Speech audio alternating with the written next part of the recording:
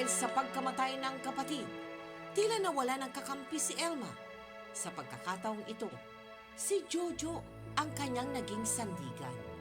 Lingid sa kaalaman ng kanilang coach, nagpakasal sa huwes sina Elma at Jojo. Subalit, hindi rin magtatagal ay mabubunyag din ang lihim na pagpapakasal nilang ito.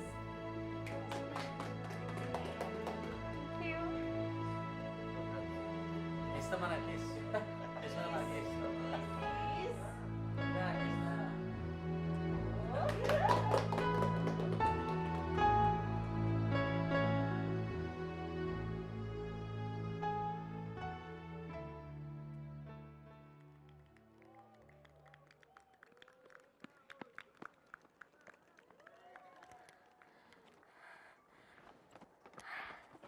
Ano nangyari? Ba't ka huminto? Baka po pwedeng magpahinga kahit sandali. Pahinga? Elma, nakakadalawang laps ka pa lang. Tandaan mo, Barcelona Olympics ang tinatarget natin. Kaya dapat doble ang lakas mo. Medyo masama po kasi yung pakiramdam ko eh. Ano nangyayari sa'yo? Palagi kang nang distracted. Wala ka sa konsentrasyon. Yan na nga ba sinasabi ko eh. Sinisira ka ng sarili mong desisyon. Tulad ng mga kasal-kasal na yan. Walang kinalaman dito ang pagpapakasal ko kay Jojo. Anong wala? Ba't ka nagkakaganyan? Personal na desisyon ko ang pagpapakasal kay Jojo. Walang kinalaman dito ang pagiging atleta ko. Oo, nandun na tayo. Kung hindi dahil sa inyo, hindi ko maaabot kung ano man yung tinatamasa ko ngayon. Malaki ang utang na loob ko sa inyo. Pero hindi ibig sabihin noon pati buhay ko ipapatakbuhin nyo na. Meron din akong personal na desisyon. Meron din akong mga personal na pangarap. Bukod sa pagtakbo ko at pagiging atleta, pangarap ko rin maging ina at isang mabuting asawa. Ganun pala eh. Wala na akong magagawa kung yan ang gusto ko. Dahil hindi ako nandito para magsanay ng isang tao nangangarap na maging ina o asawa.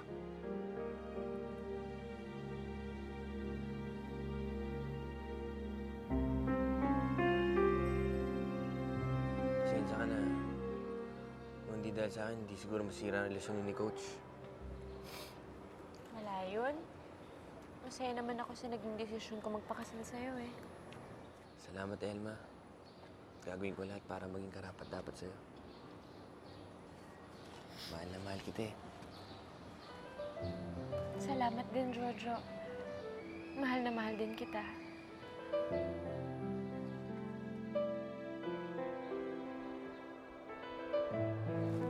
Teka, bakit nga ba hindi? Anong bakit hindi? Bakit hindi na lang ikaw ang mag-train sa akin? Matagal ka na rin naman nag-a-assist kay Coach Rivera, di ba? Siguro naman sapat na yung kaalaman mo para matrain ako. Pagkakatiwala mo sa akin, ang pagtakbo mo. Oo naman. Pinagkatiwala ko nga sa'yo yung puso ko eh. Pagtakbo pa.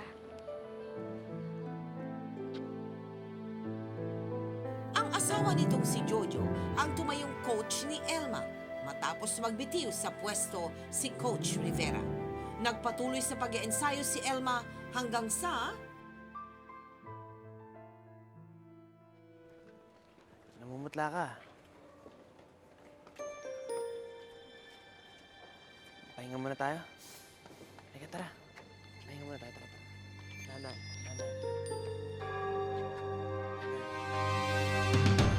Elma! Tulungan niyo ako! Sinimatay si Elma!